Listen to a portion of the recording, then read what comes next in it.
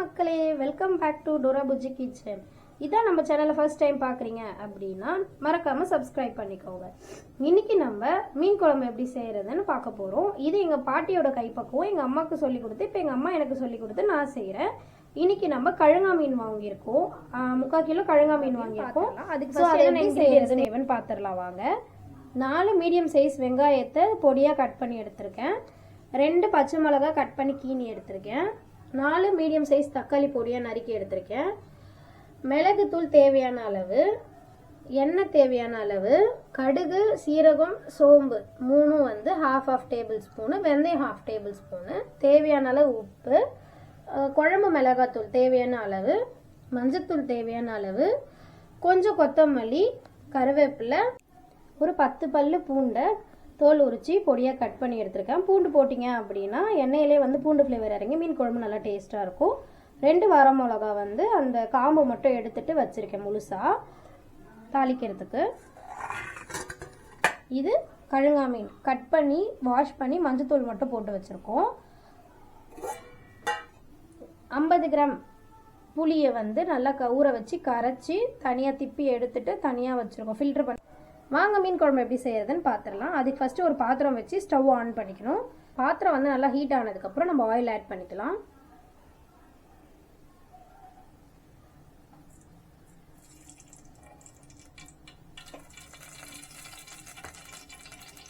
Oil நல்லா heat ஆகணும். Heat ஆனதுக்கப்புறம் நீங்கள் கடுகு, சீரகம், வெந்தயம் சும்மா ஒரு ½ டேபிள் ஸ்பூன் லைட்டாக, சோம்பு எல்லாமே எடுத்து வச்சுருக்கோம்ல, நம்ம அதை ஆட் பண்ணிக்கலாம். அடுத்தது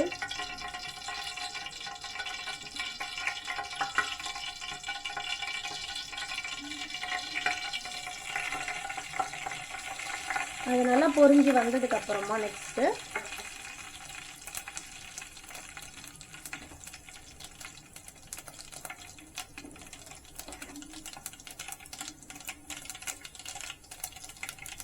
நம்ம ஆனியன் ஆட் பண்ணிக்கலாம். நல்லா அந்த கடுகு சீரகம்லாம் நல்லா பொரிஞ்சு வரணும். பொரிஞ்சு வந்ததுக்கப்புறம் நம்ம வெங்காயத்தை ஆட் பண்ணிக்கலாம்.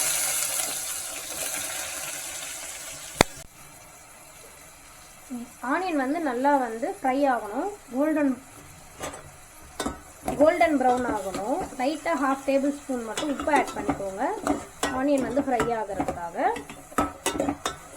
ஆனியன் கோல்டன் ப்ரௌன் ஆனதுக்கப்புறம் நம்ம நெக்ஸ்ட் இன்க்ரீடியன்ட் ஆட் பண்ணலாம். இந்தளவுக்கு ஆயிலில் ஆனியன் ஃப்ரை ஆனதுக்கப்புறமா நம்ம கட் பண்ணி வச்சுருக்கோம்ல அந்த பூண்டு ஆட் பண்ணிக்கலாம். ஆட் பண்ணால் தான் நம்ம அந்த பூண்டோட ஸ்மெல்லு சாறு எல்லாமே ஆயிலே இறங்கும். டேஸ்ட் நல்லாயிருக்கும் மீன் குழம்புக்கு. அதை போட்டுட்டு நம்ம ஒரு கலரிடுவோம். கலரிட்டு அதுக்கப்புறம் நம்ம நெக்ஸ்ட் ஆட் பண்ணிக்கலாம்.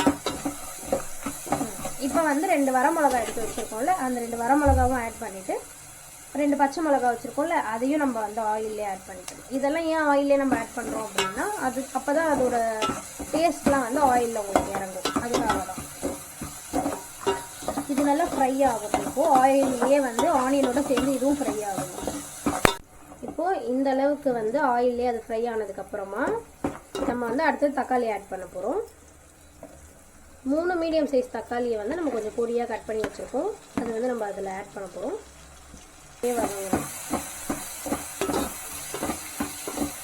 வதங்கினதுக்கப்புறமா கருவேப்பிலை ஆட் பண்ணணும். கொஞ்சம் கொத்தமல்லி ஆட் பண்ணிக்கணும். மிச்ச கொத்தமல்லி கருவேப்பிலை லாஸ்ட்டில் நம்ம இறக்கிறதுக்கு முன்னாடி ஆட் பண்ணிக்கணும்.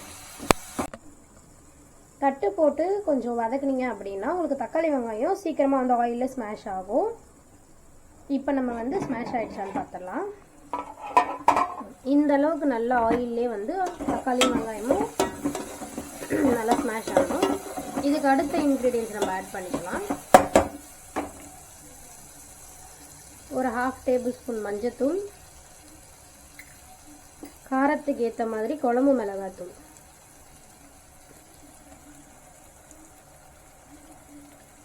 நீங்கள் காரம் கொஞ்சம் அதிகமாக சாப்பிடுவீங்கன்னா அதுக்கேற்ற மாதிரி ஆட் பண்ணிக்கோங்க. இது வீட்டு மிளகாத்தூள், குழம்பு மிளகாத்தூள் ஆட் பண்ணிவிட்டு கொஞ்சம் கலரி விட்டுருங்க. நம்ம ஆயிலில் அந்த மசாலா கொஞ்சம் இறங்கணும். மிளகாத்தூள் போட்டுட்டு லைட்டாக கலரி விட்டுட்டிங்க அப்படின்னா ஆயிலே அந்த மிளகாத்தூள் மிக்ஸ் ஆகிடும். இப்போ ஒரு டம்ளர் சின்ன டம்ளர் தண்ணி ஆட் பண்ணிக்கலாம். எதுக்காக அப்படின்னா உங்களுக்கு அந்த மிளகாத்தூளோட பச்சை வாசனை போகிறதுக்காக அது வந்து லைட்டாக கொதிச்சு கிரேவி மாதிரி ஆனதுக்கப்புறமா நம்ம நெக்ஸ்ட் வந்து புளி தண்ணி ஆட் பண்ணிக்கலாம். இந்த அளவுக்கு வந்து தண்ணி ஊற்றினீங்க அப்படின்னா அந்த பச்சை வாசனை போகும், மிளகாத்தூள் வாசனை. அதுக்கப்புறம் கிரேவி மாதிரி லைட்டாக ஆனதுக்கப்புறமா நம்ம வந்து புளி தண்ணி ஊற்றி ஆட் பண்ணிக்கலாம். இப்போ கொஞ்சம் தட்டு போட்டு மூடி கொதிக்க வைக்கலாம். சும்மா ஒரு கொதி வந்ததுக்கப்புறம் நம்ம வந்து தட்டு போட்டிருக்கிறத திறந்து பார்த்துடலாம். வந்து பாருங்கள் கிரேவி மாதிரி ஆயிடுச்சா. இப்போ நம்ம வந்து அடுத்தது புளி தண்ணி ஆட் பண்ணிக்கலாம். குழம்பு வந்து திக்காக வேணும் அப்படின்னா அந்த நான் காமிச்ச டம்ளரில் 1 டம்ளர் ஆட் பண்ணிக்கலாம், தண்ணி போதும். இல்லை கொஞ்சம் தண்ணியாக வேணும் அப்படின்னா குழம்பு ஒரு 2 டம்ளர் தண்ணி ஊற்றி கொதிக்க வச்சுக்கோங்க. உங்கள் அளவுக்கு ஏற்ற மாதிரி தான் நம்ம வந்து வாட்டர் ஆட் பண்ணிக்க போகிறோம். அடுத்தது இப்போ நம்ம வந்து புளி தண்ணி ஆட் பண்ணிக்கலாம்.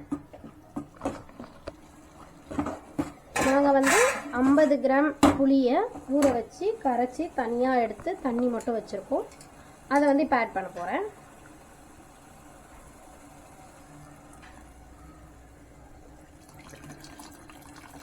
இப்போ இந்த புளி தண்ணி இந்த மிளகாத்தூள் எல்லாமே நல்லா கொதிச்சு நல்லா குழம்பு வந்து கொஞ்சம் திக்காக ஆனதுக்கப்புறமா நம்ம வந்து மீன் ஆட் பண்ணிக்கலாம். இப்போ இது ஒரு கலரிட்டு கொஞ்சம் கொதிக்கட்டும். கொதிச்சதுக்கு அப்புறமா வந்து உப்பு காரம் பார்க்கணும், புளி கரெக்டாக இருக்கா, காரம் உப்புலாம் போதுமா. ஏதாவது கம்மியாக இருந்துச்சுன்னா அதுக்கப்புறம் நம்ம ஆட் பண்ணிக்கலாம். ஆட் பண்ணிவிட்டு அதனால் கொதிச்சு கொஞ்சம் திக்கானதுக்கப்புறம் நம்ம மீன் ஆட் பண்ணிக்கலாம். இப்போது நல்லா கொதிச்சிருச்சான்னு பார்க்கலாம். கொதிச்சு லைட்டாக சுண்டி வந்ததுக்கப்புறமா நம்ம வந்து மீன் ஆட் பண்ணிக்கலாம்.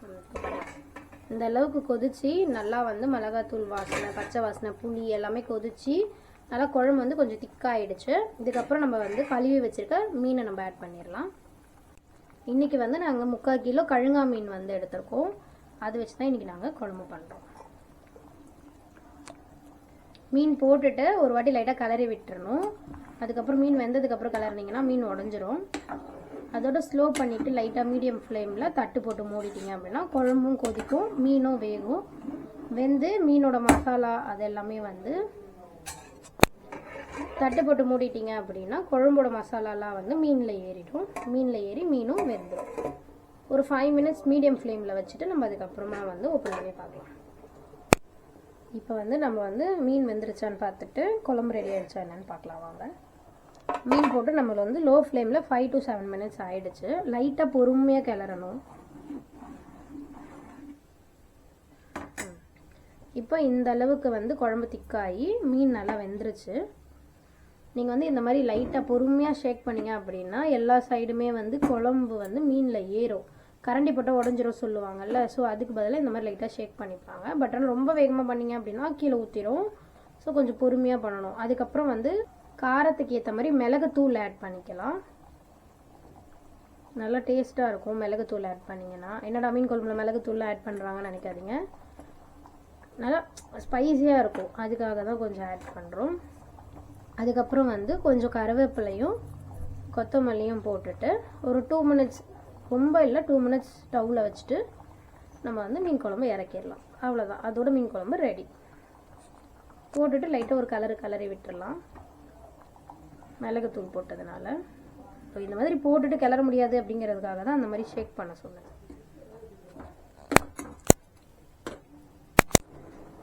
வாங்க நம்ம வந்து ஓப்பன் பண்ணி பார்த்துடலாம். மிளகுத்தூள் போட்டு ஒரு 2 to 3 மினிட்ஸ் ஆயிடுச்சு.